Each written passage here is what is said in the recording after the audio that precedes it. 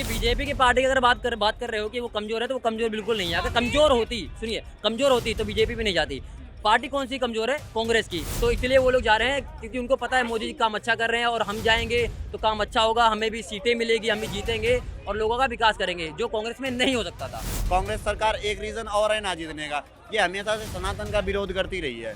70 साल तक जो उनके पास समय था कांग्रेस के पास, उसके बाद उस समय में तो उन्होंने कोई काम नहीं किया। राहुल गांधी चिल्ला के बोलता है इन हिंदुत्ववादियों को बाहर निकालो, ये करो, जय श्री राम का नारा लगाता है, ये करता है, वो करता है। भाई क्यों दिक्कत है तुम्हें जय श्री राम के ये नारे से? पार्टियां हैं तो इसलिए सारी पब्लिक जो है मिलके बीजेपी को ही वोट देगी। अब देखो वही 100 करोड़ के हिंदुओं का आप विरोध कर रहे थे, क्या आप दिखा दी ना औकात? 400 सीटों पे 4 सीटों पे आ गए। इस समय ना हर किसी के जो मुंह पे जवान पे हर किसी का नाम किसका है? मोदी जी का है।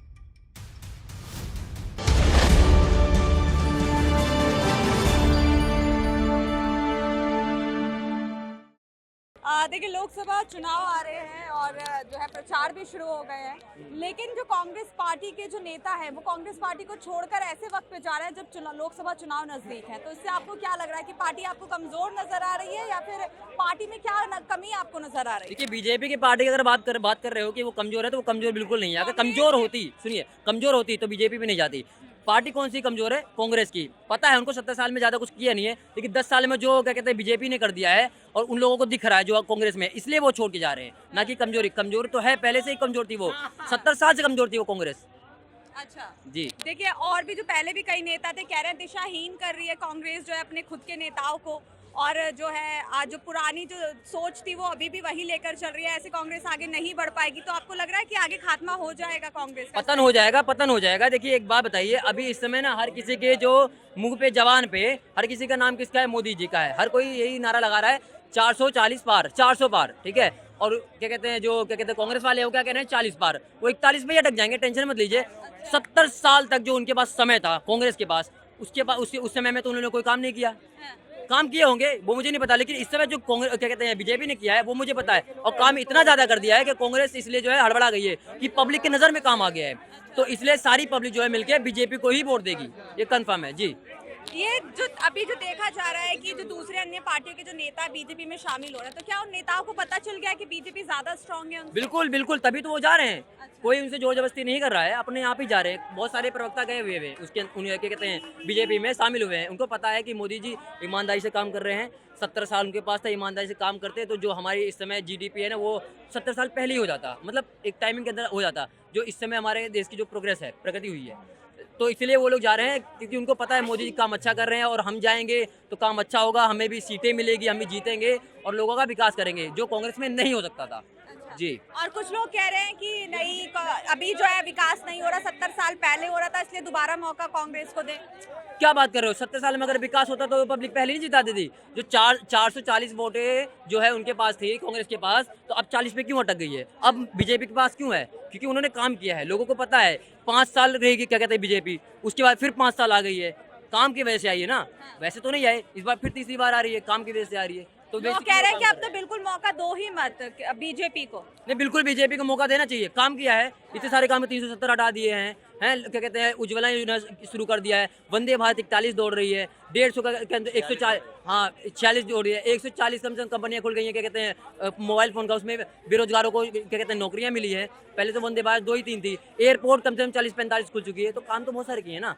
तो इसलिए उनको वोट देना चाहिए और वो जो है आगे काम करेंगे। मैं किसी पार्टी की निंदा नहीं करता हूँ, लेकिन ये मैं कह रहा हूँ कि जो पार्टी काम करती है पब्लिक उसे ही समर्थन करे, सीधी बात जी। देखिए, तो कांग्रेस की बात करें केजरीवाल सरकार की, आम आदमी पार्टी की, तो कह रहे हैं कि जो इसके मुखिया है उसको जानबूझकर बीजेपी ने गिरफ्तार कराया है। जब उनको चुनाव प्रचार करना था इस मौके पर उनको जेल में डाल दिया गया, तो ये जानबूझकर एक साजिश रची गई है। जानबूझ के किया होता तो 2002 में क्या कहते हैं नरेंद्र मोदी जी को क्या कहते हैं पूछताछ क्यों करती सीबीआई?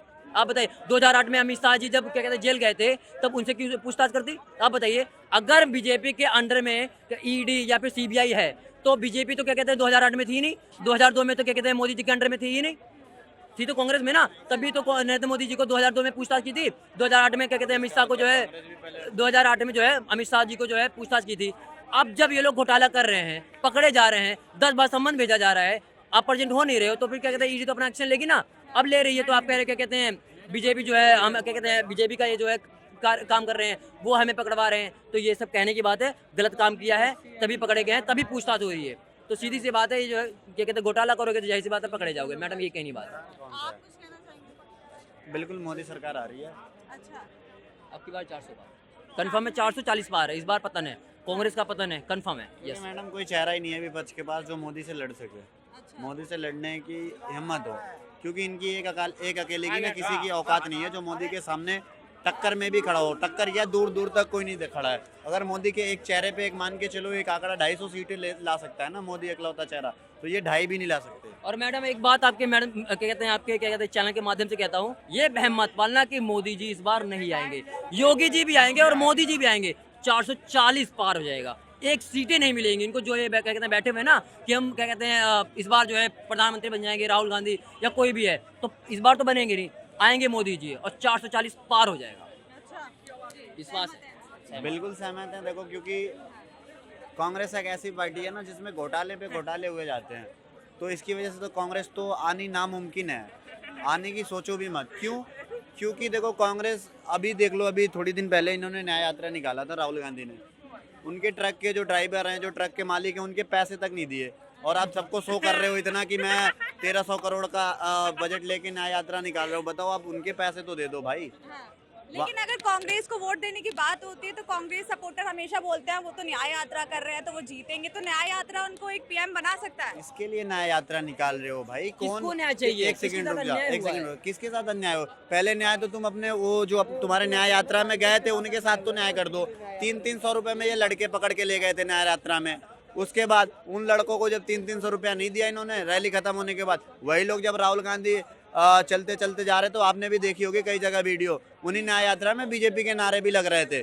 आप जब जुमला दे के ले जाओगे, 500 रुपए पे बंदों को खरीद के लेके जाओगे, रियल जनता नहीं रहेगी तो यही होगा। उनको पैसे नहीं मिलेंगे तो वो बीजेपी का नारा लगाएंगे और आपकी बेइज्जती होगी। जो बची कुछ वोट है वो भी वोट बैंक कट जाएगी। अच्छा। तो ये काम छोड़ दो आप, पैसों से खरीदना।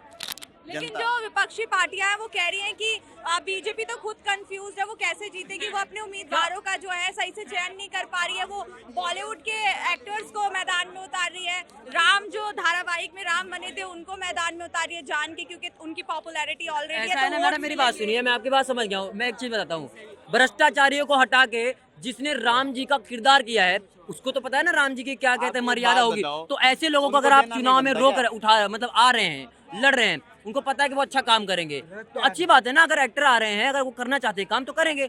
आप जैसे कम से कम भ्रष्टाचारी तो नहीं करेंगे जो क्या कहते हैं गैंगस्टरों की जो है वो दे रहे हैं, साथ दे रहे हैं, माफिया के दे रहे हैं, गुंडों की दे रहे हैं। गुंडों का सफाया कौन कर रहा है इस समय? कर रहा है, सबको पता है, नाम नहीं लेने की कोई जरूरत नहीं है, सबको पता है। तो भैया ऐसा है ना, अच्छे आदमी को उतारो, उम्मीदवार हो, पब्लिक उनको चुनेगी, वो कम से कम भला करेंगे। ये ऐसे तो लोग तो नहीं है ना कि क्या कहते हैं सरकार का पैसा ले लेके भर ले रहे हो जेब में, काम कर नहीं रहे हो, फिर क्या कहते हैं पब्लिक जाके कहते हैं भैया हमारा ये काम नहीं किया है, तो वो नहीं होगा। अब इस समय जो है ना पब्लिक को जाने की जरूरत नहीं है, अब खुद काम हो जाएगा। जो ऐसे लोग जो उतर रहे हैं ना क्या कहते हैं राजनीति में, वो काम करेंगे पब्लिक के लिए, जो 70 सालों में नहीं हुआ है, इसलिए ऐसे लोग आ रहे हैं। सीरियसली बात है। और जो आप कह रहे थे कि उनको टिकट क्यों दिया गया, पहली बात तो वो इतने अच्छे आदमी हैं कि मैं उनकी रियलिटी बता रहा हूँ। वो एक बार अपने मुंह से बताते हैं, ये उनके इंटरव्यू में बताया गया था कि वो जब एक सेट पे थे, उनकी शूटिंग हो रही थी, तो उन्होंने मतलब सिगरेट पी रहे थे, तो कोई बंदा गया, मतलब बोला कि हम तो आपकी पूजा करते हैं, आपको टीवी में देख के ऐसे करते हैं और आप ऐसे कर रहे हो, ठीक है। उन्होंने उस दिन से पीना छोड़ दिया। उसके बाद इनको लोग राम मानने लगे, जहाँ भी जाते थे इनके पैर छूते थे, एयरपोर्ट पे, रेलवे स्टेशन पे, कहीं भी अगर ये उसके बाद ट्रैवल करते थे उनका पैर छूते थे लोग, इनसे वो करते थे। उसके बाद आपको भी ये बात पता है कि वो रामायण बनने के बाद इन्होंने किसी भी सीरियल में काम नहीं किया, इन्होंने छोड़ दिया, तो उनको देना नहीं बनता क्या? उन्होंने अगर सनातन के लिए इतना किया तो हम लोग 2 कदम करते तो क्यों नहीं कर सकते? महापुरुष हैं वो। और आप भी अगर सनातन धर्म से हो तो आप भी, आपके घर में भी अगर पहली फोटो भगवान राम की होगी ना तो उन्हीं की होगी, तो उनको देना तो जायज बनता है। और कांग्रेस सरकार का एक, सनातन से याद आया, कांग्रेस सरकार एक रीजन और है ना जीतने का, ये हमेशा से सनातन का विरोध करती रही है। अच्छा, आज उनके खुद के जो पार्टी के नेता है उन्होंने भी यही बयान दिया है। बिल्कुल, क्यों नहीं देंगे, सच्चाई है जो है। अब राहुल गांधी खुद खड़े होके, अभी इस टाइम की बात है, दूर की तो छोड़ दो, अभी इस टाइम की बात है, राहुल गांधी चिल्ला के बोलता है इन हिंदुत्ववादियों को बाहर निकालो, ये करो, जय श्री राम का नारा लगाता है, ये करता है, वो करता है। भाई क्यों दिक्कत है तुम्हें जय श्री राम के ये नारे से? पार्टियां हैं, ये कहती हैं कि राम डज नॉट एग्जिस्ट। बताइए, ऐसी पार्टियां जो हिंदू से मतलब खुद हिंदू है, ऐसे ऐसी बातें करते हैं, एक पार्टी को छोड़ के हिंदू नहीं है वो, सारे के विरोध सारे करना हिंदू विरोधी होता है। हैं सारे। बीजेपी को छोड़ के सारे सारे विरोधी हैं, हिंदू विरोधी हैं, बिल्कुल। बाकी सबके लिए काम किया है इन लोगों ने, ये तो पता है। मैं काम नहीं गिनवाऊंगा, वो चर्चे हो जाएंगे, इसलिए हिंदू विरोधी तो हैं ये लोग। और जीतेगी मोदी सरकार 400 पार। जय सिया राम। 400 पार। कंफर्म। बिल्कुल 400 पार। पब्लिक देखो कह रही है, हम तो कह ही रहे हैं। जो भी राम का विरोध किया है ना, वो हमेशा खत्म ही हुआ है। चाहे आप एग्जाम्पल के लिए किसी के भी ले लो, जिन्होंने विरोध किया है, अब देखो वही 100 करोड़ के हिंदुओं का आप विरोध कर रहे थे, क्या दिखा दी ना औकात? 400 सीटों पे 4 सीटों पे आ गए। अब क्या चाहिए? तुम इससे ज्यादा गिरी हुई बात क्या हो सकती है किसी पार्टी के लिए?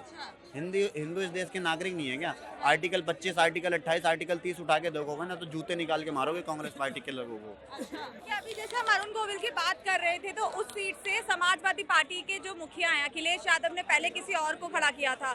जैसे ही अरुण गोविल खड़े हुए, उन्होंने फिर किसी और को खड़ा किया, लेकिन अब उन्होंने उनको चेंज करके अब दोबारा खड़ा कर दिया है। तो वो क्या डर गए हैं कि अरुण गोविल की छवि देखकर? राजनीति खेल रहे हैं। उनको पता है कि अगर ऐसा उम्मीदवार खड़ा हो रहा है जिसने राम जी का खुद रोल किया है, वो खुद इतना बड़ा महापुरुष है, वो अच्छा काम करेगा। बात ये है ना कि वो सीधी डर सी बात गए है, हैं, वो डर एक तरफा गए। जीत रहे हैं। जब इनके पास इतना वक्त होते हुए, क्या कहते हैं, आपके बिहार की जो है सड़कें नहीं बनी है, इतनी गंदगी हो रखी है वहाँ पर। लोग खुद कहते हैं बिहार के लोग कि हमारे अखिलेश के होने के बाद भी डेवलपमेंट नहीं हो पा रहा है। तो जाहिर सी बात है, उनको ही देंगे जो काम करेगा। इसलिए मौका इस बार अरुण गोविल जी को ही मिलेगा और हम समर्थन में हैं, अच्छा, बिल्कुल समर्थन में है, बिल्कुल काम करेंगे भी वो। चलिए, बहुत बहुत शुक्रिया। तो देखिए, अभी हमने दिल्ली की जनता से जाना कि वो किसको चाहती है, कांग्रेस या बीजेपी। जैसे कि आप जानते हैं, कांग्रेस के जो नेता हैं, अहम चेहरे जो थे उनके, वो बीजेपी में एक एक करके शामिल हो रहे हैं। जिसके बाद अब अनुमान ये है कि जो है अब कांग्रेस जिस तरीके से अभी जो कांग्रेस की जो स्थिति हो गई है, वो आने वाले समय में कांग्रेस पूरी तरीके से खत्म हो जाएगी और जो है बीजेपी कांग्रेस को दबा दे देगी। क्योंकि जो कांग्रेस के खुद के नेता है वो बीजेपी में जा रहे हैं और बीजेपी की तारीफ कर रहे हैं और कांग्रेस की बुराई कर रहे हैं। तो उसको आप देखते हैं कांग्रेस की तरफ से क्या बयान आता है और बीजेपी की तरफ से क्या इस पर रुख आता है। जानने के लिए बने रहे दानिश 16 के साथ। शिवानी मांगवानी, कैमरामैन अरुण।